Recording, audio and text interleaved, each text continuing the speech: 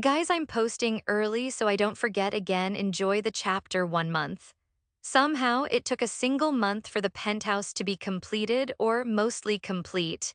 There were still plenty of rooms that needed finishing, but the open plan area, kitchen, main bathrooms, and bedrooms were all ready.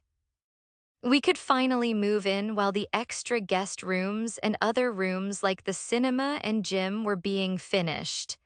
I left work early as soon as I got the call that the penthouse was ready. I also harassed Costa with back-to-back calls until he finally agreed to meet me here so we could see it together for the first time. The first time I called, he just told me he was busy and he'd make time later. Then I called him again straight after he hung up, which definitely annoyed him, and he said no again. Then the third call he ignored. The fourth call he finally said yes. Are you excited?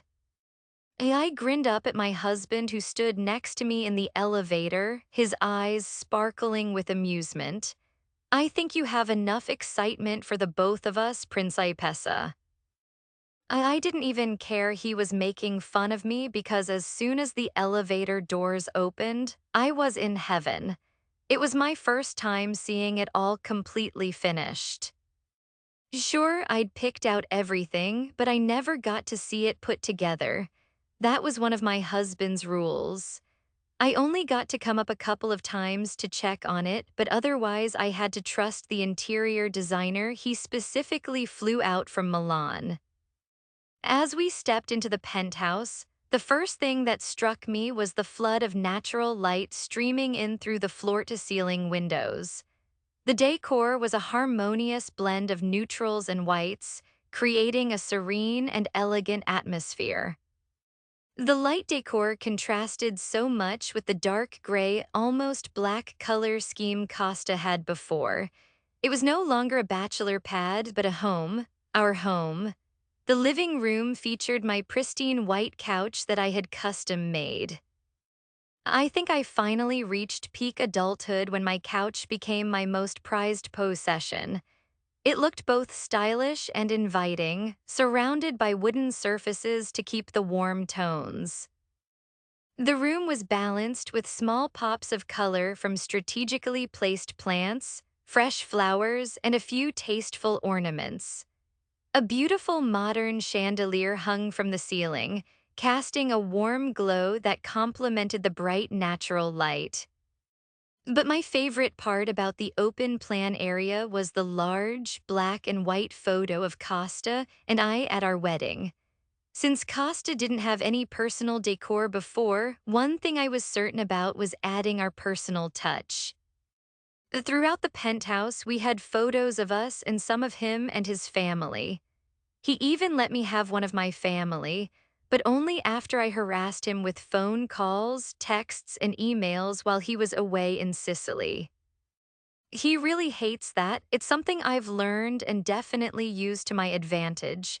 I love it. I smiled at the photo of Damien, Julius, and I at my wedding. It was in the upstairs hallway. "Sigh, it's great," he muttered behind me. I've always wanted a photo of those two fuckers in my home. Our home, I corrected, turning to look at him. I let you put a photo of Rocco up, so you have to allow this one. You didn't let me do anything. I didn't want any photos. He'd been clear about that all the way through the process. He didn't care for photos at all. Whatever. You have Rocco on the wall, so my brother and my cousin are staying. You can take that fucking photo down. I never even wanted it. He complained, following me into one of the bedrooms, one his family uses when they came over. No. It was a gift from me to you.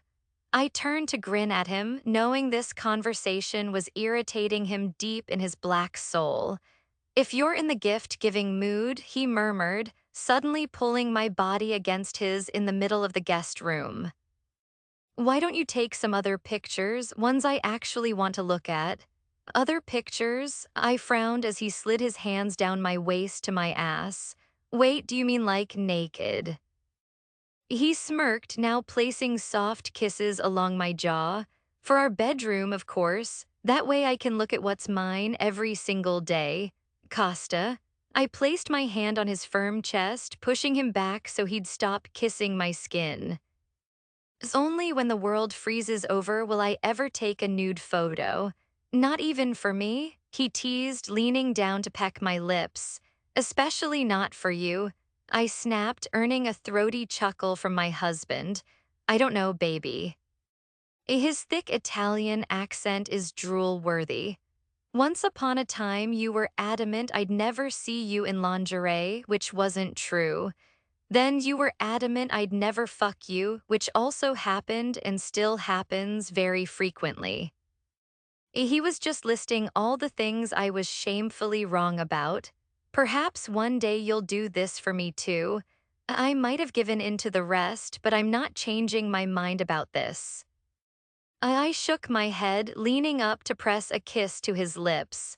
Now stop distracting me. We continued looking through the guest rooms before we finally made it to our master bedroom. Our bedroom was a sanctuary with neutral tones and lots of natural light. The large windows allowed the sunlight to bathe the room in a gentle glow, and a few well-placed plants and flowers added a touch of life and color. Lula even had her own beautiful corner for when she moved here. Costa watched me with a soft smile as I came out of the luxurious bathroom that felt like I just walked into a spa. They did a good job, didn't they? He commented, his eyes following my every move. They did. I nodded, running my fingers along the thick satin duvet on our bed. I love it.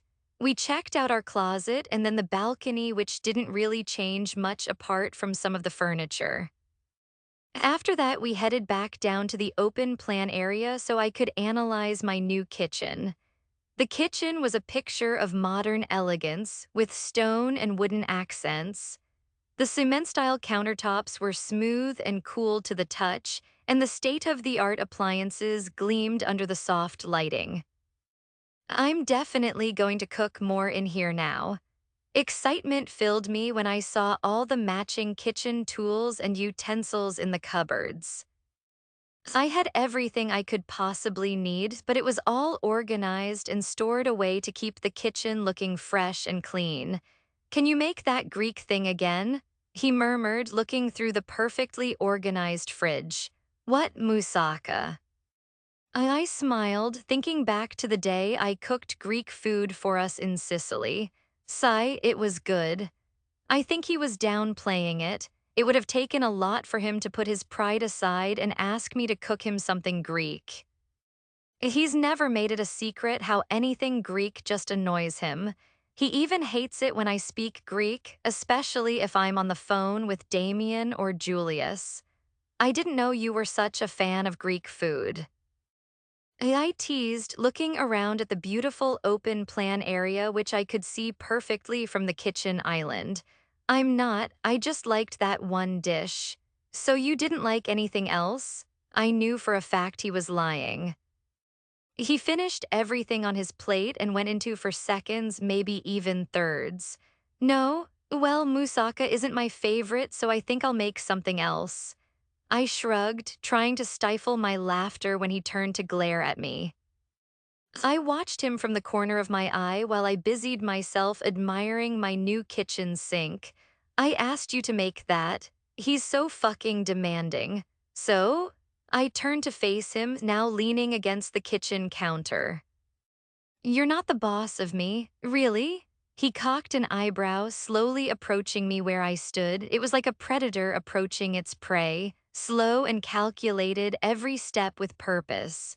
So, he finally stopped in front of me, towering over me even in my heels. If I bent you over the kitchen table over there, you wouldn't submit to me? No, yes. Not even if I spanked that perfect ass of yours red and raw. He spoke so slowly and softly, his tone completely contrasting with his threatening words. No, yes, what if I held you down? He leaned in, whispering in my ear, and fucked you until you couldn't walk. My breath caught in my throat as he traced his lips over my jaw, barely touching my skin, coming to a stop by my ear. You wouldn't submit to me then? Well, only if you asked nicely. My voice wobbled, barely coming out above a whisper when I replied, nicely. I could hear the amusement in his voice, although I didn't dare meet his eyes. Didn't I already ask you nicely to make that stupid Greek thing? How much nicer do you want me to be? Fine, I'll make it. I breathed, aching for him to do something more than just tease me with his words. Before I could process what happened, he suddenly lifted me up into his arms. The shock caused me to gasp, my legs wrapping around his waist as he sat me down on the counter. I finally met his eyes, only to see them twinkling with amusement and mischief. That wasn't very hard, Millie. I didn't even have to touch you and you gave in. He teased, shaking his head with a tusk sound. And I thought you were stronger than that. I am strong, you little bye. Before I could finish my insult, he crashed his lips to mine. He released a velvet chuckle, pulling my body in closer to his. His hands gripped my ass, we kissed, and he gave it a firm squeeze. I can't wait to take you in every single room in this penthouse. He groaned against my lips when I tugged on his hair. And I'll remind you who's your fucking boss every single day.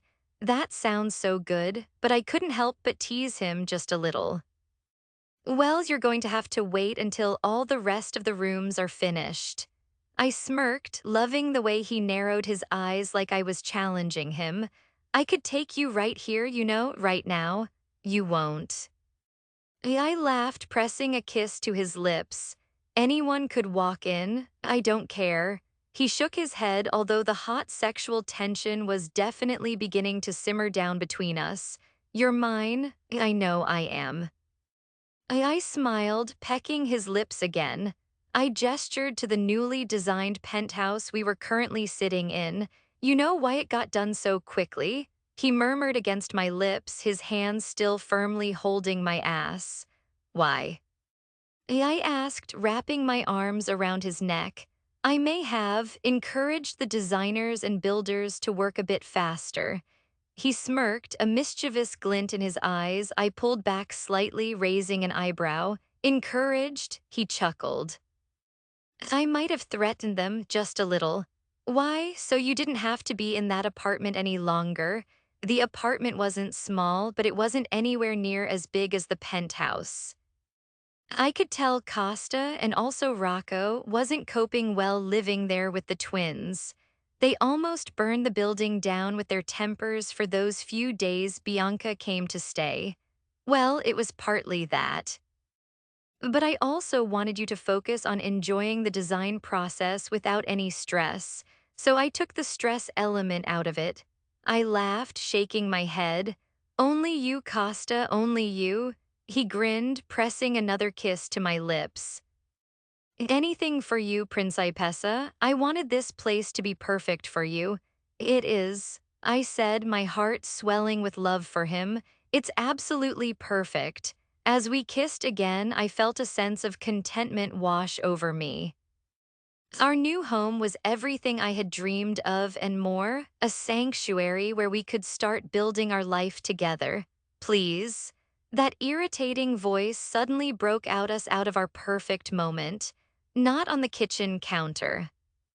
Like I said, anyone can just walk in. I pulled away from Costa's lips, turning around to see Rocco and the twins coming in from the elevator. I didn't move my arms from Costa's shoulders, and he made no effort to let go of my ass. You know this is mine now, right? I can kick you out. I narrowed my eyes at Rocco, who sauntered in like he owned the place. Try it, Cagna. Bitch, hey, Costa warned, still holding me. Watch your mouth. Pussy. Rocco scoffed, coming over to where we were mid-make-out in the kitchen. Meanwhile, the twins went off to explore the newly decorated penthouse. It was only then that Costa finally released his hold on me. He stepped away, although I chose to remain seated on the countertop. Why are you here? Acosta sighed, his irritation clearly beginning to rise. After our track record, we both have a sore spot for being interrupted. We have a problem. Rocco's four-word statement changed the entire vibe between the three of us. What is it? Costa frowned. Rocco looked between Costa and I, almost like he didn't want to tell me what was going on. He hesitated, but one look from Costa had him speaking. Our intel suggests the Serbs are attacking the Greek Mafia tonight. They found some. They're going after my family. I cut Rocco off, jumping down off the counter as panic filled me. Do they know? Did you tell them? Shut up and let me finish. Rocco glared at me, his aggressive mafioso side taking over. They decrypted some coded messages. We've let Julius know, so he should be able to cover all their bases. Apparently, Akko's aim is to weaken the Greeks enough that they can't support us. He thinks by taking them out first, he'll weaken us. Costa finished for him, his brows furrowed. And the alliance. Urako added, now looking between Costa and I, he's trying to cause a problem between us. I frowned. Costa and I were strong right now, especially after that fight we had a month ago. It was one of our worst, but weirdly we came out stronger afterwards. But that doesn't necessarily mean outside influence wouldn't be able to tear us apart. Our relationship hasn't exactly been tested like that. This war was going to be tough for us, I already knew that. On one side of the war was the Serbs and the Russians. Historically, they didn't get along, but they put their differences aside for this war. And historically, the Greeks and Sicilians did get along. That was until Costa screwed with our alliance to the Russians. It also didn't help that Damien and Julius were so protective of me. Now our families are allied together, yet it really didn't feel like it. Maybe not you and Costa specifically. Aiden joined the conversation, approaching with Gio in tow. But they definitely want to come between the Accardi family and the Darmo's family. Shit, that shouldn't be too hard. Your family are. Giovanni's sentence trailed off when he was met with two glares, one from me and one from Costa. Really nice people. I shook my head at him, conveying every ounce of annoyance in my glare. Okay, so what do we do? Aiden asked the question, looking to Costa for the answer, but I was the one to speak first. You need to learn to get on. Forget your father and mine for a moment. Our fathers were the most problematic in this whole situation. You guys are the future of the Sicilian Mafia, and Julius and Damien are the future of the Greek Mafia. You need to build some sort of unity. Unity? Rocco scoffed, anger lighting up in his green eyes. You don't know what you're talking about, Millie. Just stay out of it. I'm not staying out of it. It's my family you're saying are going to be attacked tonight? I glared at him, my own fury rising. And it's your fucking fault my family are even involved in this war. Before you went after Kozlov for marriage, we were fine with the Serbs and the Greeks. We even had control over the situation with Kozlov, then you screwed it all up. I didn't screw anything up. You were the ones who tried to ruin that alliance, remember? The gifts, the fake wife, the champagne. I didn't do anything, it was me. Costa interrupted, lightly shoving Rocco away from me. He gave Rocco a warning glare, probably for the way he spoke to me. It was my fault, but that's not the problem anymore, and Millie didn't cause this. She caused a lot of it. Rocco spoke through gritted teeth, his fiery gaze locked on mine. Enough. Costa snapped at him, then turning his attention to me. You know we don't get on with your family anymore, Millie. Trying to build a relationship now is going to be hard. I know, but you need to try. I softened my voice when I spoke to Costa, although I could still feel Rocco's glare on me. At least talk to them. Try to broach the subject with them. Fuck no, my brother-in-law snapped. It's not happening. Then you'll be the reason the alliance falls apart. My eyes went cold again when I shifted my glare towards Rocco. That's enough. Costa stepped between us, speaking with a firm tone.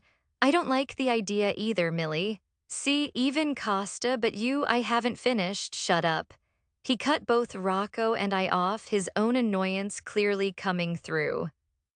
But if you can convince those idiots to meet with us, then we'll go.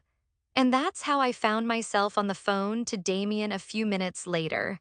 First, I made sure things were okay with him and my family, which he assured me they were. He said Rocco warned Julius with enough time for them to prepare. So then I decided it was the best time to try and convince him to agree to the meeting. It wasn't as easy as I'd hoped. Damien, please. No. You know it's not going to happen. Julius would never agree either. Those Sicilians won't set foot on our territory, and we're not going on theirs. It's too risky. I sighed, pinching the bridge of my nose. Look, I get it. But this isn't about territory. This is about preventing a war that could destroy both our families. Neutral ground, we meet somewhere neutral. There was a pause on the other end of the line, the tension palpable even through the phone. I could almost hear Damien weighing the options, balancing the risks against the necessity. Neutral ground, he finally said, his voice skeptical. Like where? A park? A cafe? We're not exactly discussing the weather here, Mildred. I let out a breath I hadn't realized I was holding. We'll find a place, somewhere in neutral territory, somewhere nobody claims. Damien was silent for a moment. All right, but if anything goes wrong, I'm holding you personally responsible, Maleficent. Deal. I said quickly, relief flooding through me. Don't thank me yet, just make sure this doesn't turn into a bloodbath. Now I have to go and convince your stupid brother to agree too. As I hung up, I felt a heavy weight lift off my shoulders, only to be replaced by the dread of the upcoming meeting. I turned to Costa, who had been watching me intently the whole time. He agreed. I said, trying to keep my voice steady, but it has to be on neutral territory. Costa nodded, a small smile playing at the corners of his mouth. Okay, now we just have to find a place. Rocco, who had been lurking in the background, finally spoke up. I know a place, a restaurant downtown. They have a private room at the back where we can talk without being disturbed, neutral enough for everyone. I raised an eyebrow at him. A restaurant, really? Rocco shrugged. What even mafioso need to eat, plus the food is amazing. Might as well have a good meal while we're at it. Costa rolled his eyes but didn't argue. Fine, the restaurant it is, but we go in prepared, no surprises. Rocco smirked, his eyes gleaming with mischief. You know I live for surprises. Don't pull anything stupid, Rocco. I'm warning you. He didn't take kindly to my threat, but Costa quickly pulled me away before another argument could start. And LT and LT and LT and LT and LT and LT and LT. And GT and GT and GT and GT and GT and GT and GT. And LT and LT and LT and LT and LT and LT and LT. The next evening, Costa, Rocco, and I arrived at the restaurant. It was an upscale place with white tablecloths, soft lighting, and a hushed atmosphere that promised discretion. A waitress greeted us with a polite nod and led us to the private room in the back. While Rocco surveyed the room and organized the security around the restaurant, I pulled Costa to the side. Julius doesn't know about us. I whispered, trying to keep this conversation between us so Rocco didn't hear. I don't want him to find out yet, Costa. My brother hated Costa, and I'm sure Costa felt the same. The last thing I needed tonight was Julius finding out Costa and I were together. It was a conversation we needed to have alone and in private. Just for tonight, can we pretend that? If you're going to ask me to pretend like I hate you, I won't. I can't do that. He shook his head, keeping his voice low. But I won't kiss you or anything. I'll make sure he doesn't find out. He didn't get the chance to reply when Rocco called us over to the room. As we settled in, Costa took a deep breath. Everyone knows the plan, Rocco nodded. Sai, be polite, don't shoot anyone, don't cause any unnecessary fights, and try the lobster, it's to die for. He was patronizing me. I could just sense it in the way his eyes landed on me. I shot him a look. This is serious, Rocco. We're trying to prevent a war. A war that starts and ends with you, Millie. You're the reason my family is even involved in this. Don't forget that. I don't think he'll ever not hate me or not blame me. Just then the door opened and Julius and Damien walked in, flanked by two of their men. Julius gave the room a quick once-over, his eyes narrowing slightly when they landed on Costa, but he didn't say anything. I rose from my chair, heading over to the two of them by the door. Since Julius seemed more tense, I gave Damien a hug first. Hey, I smiled, wrapping my arms around him in a short hug. Mildred. He nodded, trying to keep up his cold facade in front of Rocco and Costa. I resisted the urge to roll my eyes as I turned to Julius, who still looked pissed. Thankfully, he didn't make it any more awkward than it was and let me give him a quick hug. Let's get this over with. Julius muttered as I took my seat again. The waiter brought in menus, but nobody seemed interested. We ordered whatever seemed good, ordering the waiter to bring it out as quickly as possible. It was Julius who added that. After a moment of awkward silence once the waiter left, Costa leaned forward. Look, we all know why we're here. Ako Petrovic is trying to pit us against each other. We need to find a way to work together or we're both going to lose. I agree. Julius nodded, his expression grim. But trust is in short supply these days. You haven't got the best track record, Accardi. How do we know you're not setting us up? Costa sighed at the absurdity of Julius's question. There's no way Costa would betray the alliance. He can't do that when he's signed a contract.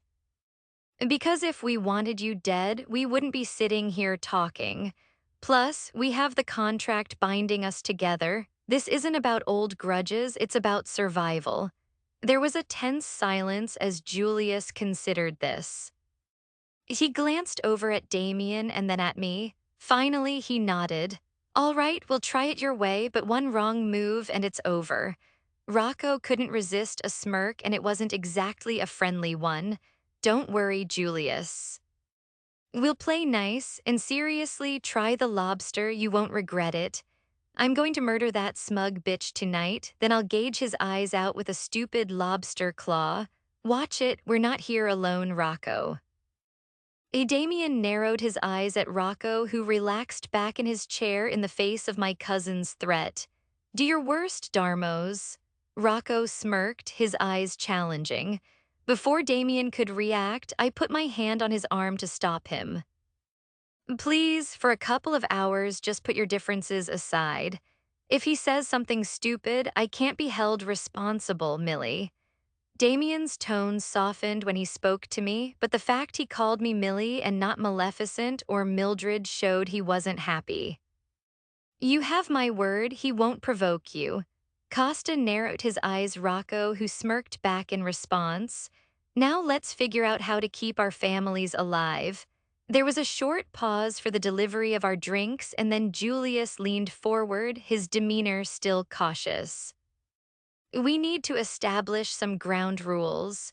If we're going to do this properly, there will be no weapons at any of these meetings between our families. We come with a small number of men and they stay outside. Neutral ground always. Acosta nodded in agreement. Fair enough, and we need to establish a line of communication. Direct, no middlemen, we can't afford misunderstandings. Progress, even though they were talking as if they were really going to give the alliance a try, I didn't get my hopes up. Damien glanced at Julius, then nodded. Agreed, we'll set up a secure channel. Only the five of us will have access, including Tristano. Excuse me, I think you mean the six of us. I narrowed my eyes at my cousin who chuckled, nodding his head. Fine, Mildred, the six of us. I leaned in, adding my own piece to the ground rules. And let's make sure we're on the same page about Akko. If we're going to take him down, we need to coordinate our efforts. Then we focus on Kozlov. You're right, Millie. Julius nodded, appearing less tense as the seconds ticked by. We need to hit him hard and fast, no room for error. Good, Costa said, a determined look on his face. Then let's eat and get to work, we've got a lot to discuss. As the waiter began to serve the food, the tension in the room eased a bit more. The conversation turned to logistics, strategies, and plans. So you think he's going to try and cause rifts between us? Damien asked, looking to Costa for an answer. Sai, it's a good tactic. If he gets us arguing about business or personal shit, we'll be distracted. While Costa spoke, he kept his eyes trained on his food, never once looking at me. We'd actually done well all evening to avoid speaking to each other too much. I couldn't risk all of this blowing up as Julius found out, so this was the only way. He could try to sabotage things, maybe he'll frame the other to get us distrusting each other. I offered a scenario which had the four of them looking at each other, having some kind of silent conversation.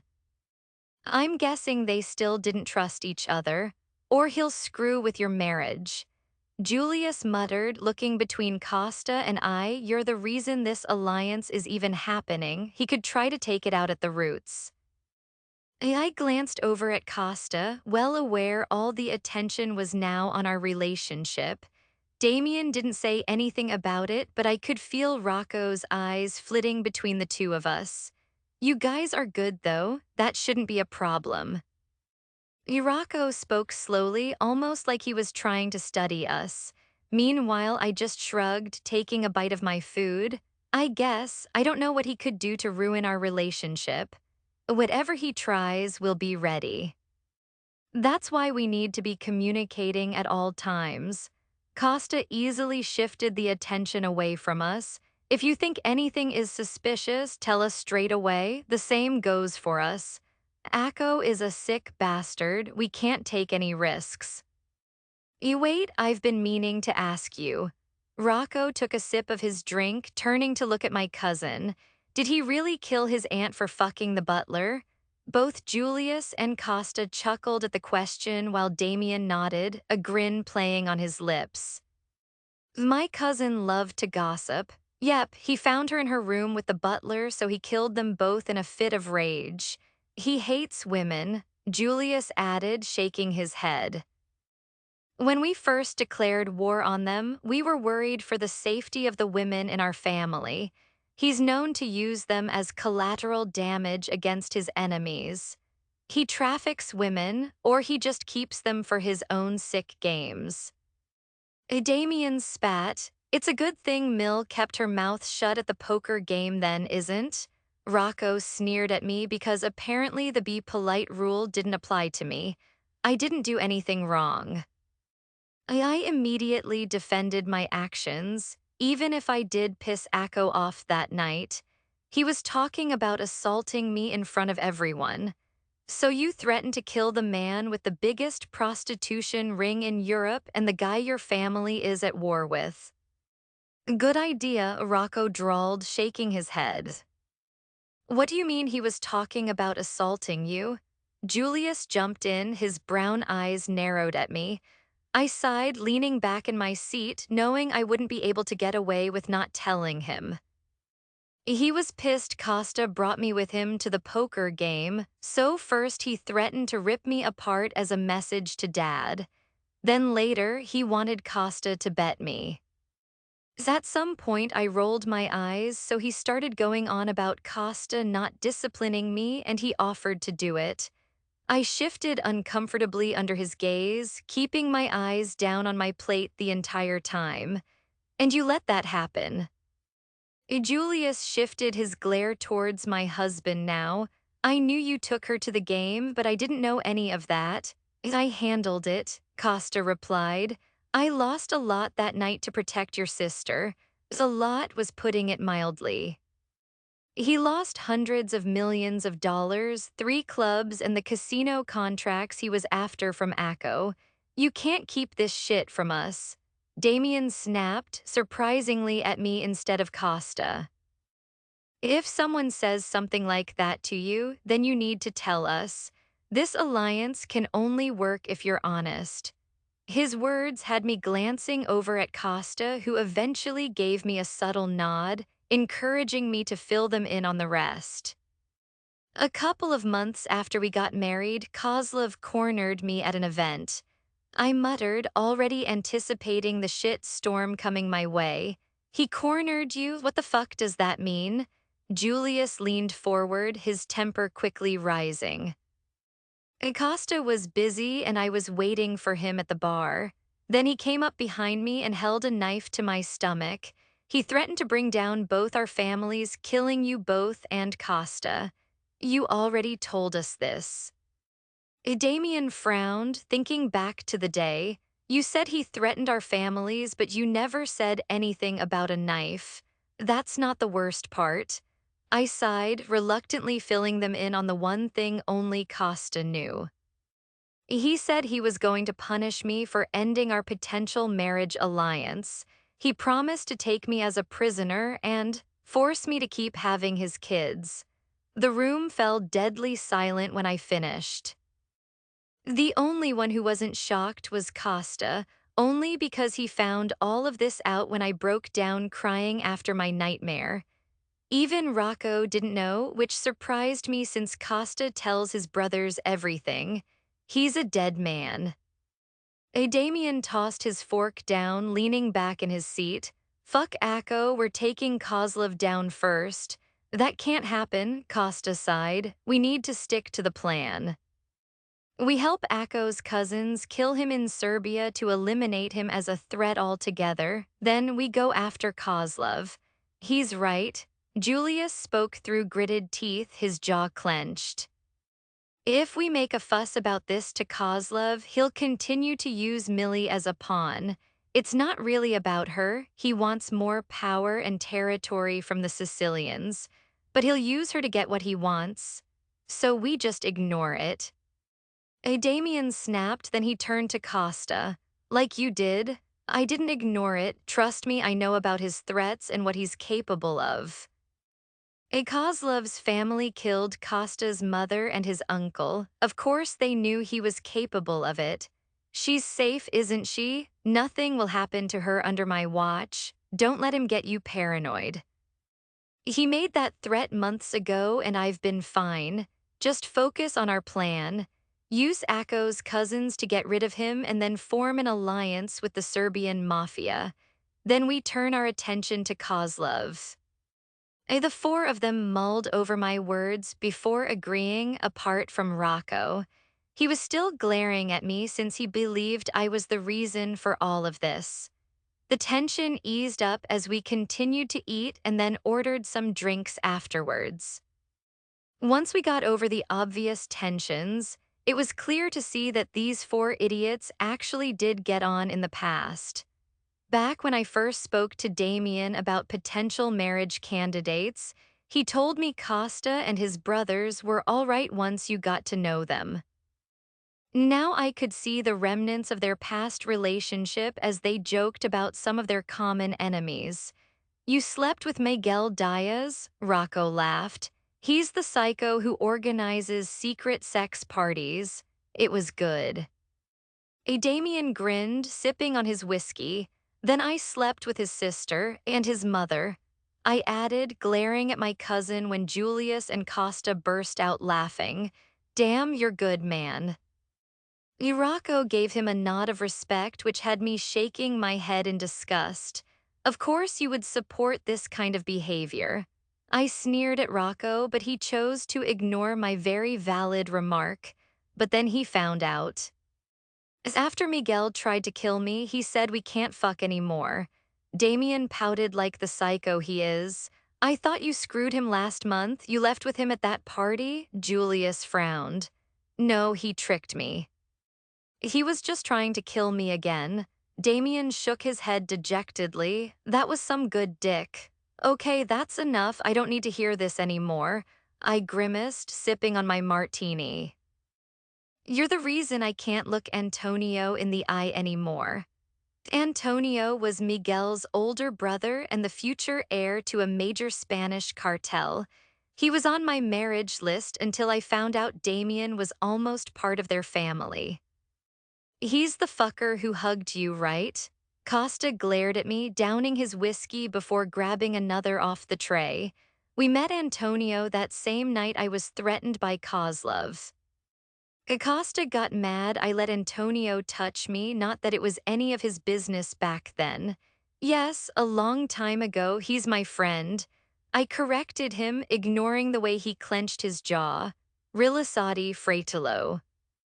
Relax, brother, Rocco laughed. No need to be jealous, she's still in love with you. As soon as Rocco dropped that one bomb, the room plunged into a deadly silence.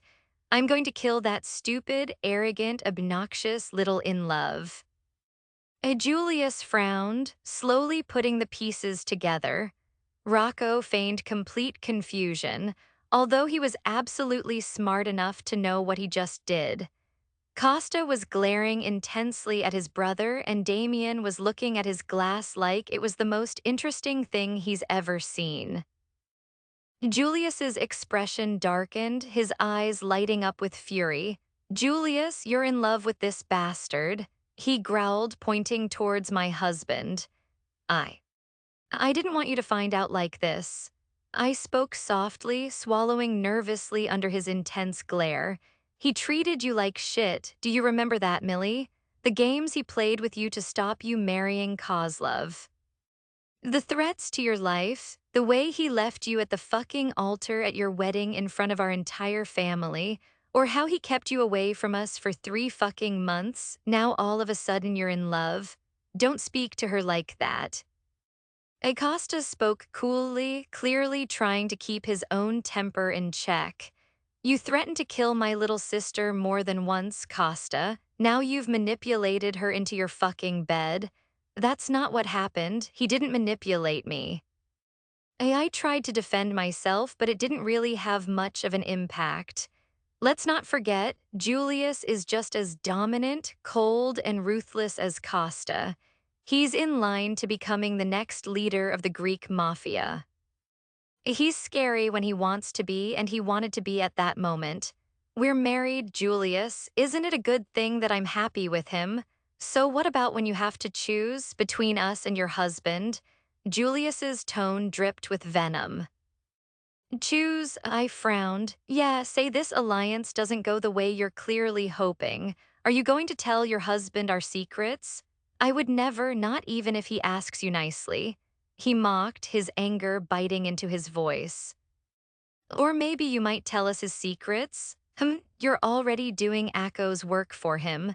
I spat, hating the way he was suggesting I couldn't be trusted. I would never betray Costa or you. You're my family, but I love him too. You're so fucking naive. He laughed sardonically. You think he loves you, really? Julius, that's enough. You don't know how I feel about her. It's not your place to comment. Costa warned him, but he completely ignored it. He's going to replace you again and again and again, because he can, because he's that fucking powerful. I felt tears well up in my eyes when he stood to his feet, releasing a sardonic laugh. But you still gave it up to him like the fucking whore you are. The word hung in the air, and I felt a stab of pain and humiliation. Costa shot to his feet, sending his chair clattering to the floor. Watch your fucking mouth, Julius. Julius squared up to him from across the table, his fists clenched. Or what? What are you going to do, Costa? Tensions almost hit a boiling point when Damien tried to intervene. Julius, calm down, this isn't helping. And that was when Julius figured out the rest of it. You knew? I buried my face in my hands when Damien stumbled for a moment, struggling to find the right words. I figured it out, but you kept it from me, my brother scoffed. She's a fucking traitor.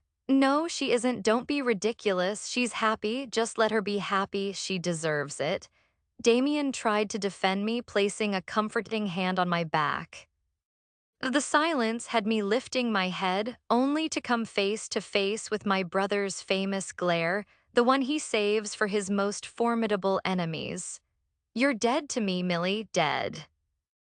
With that, he stormed out of the room, Damien following quickly behind him, probably to calm him down.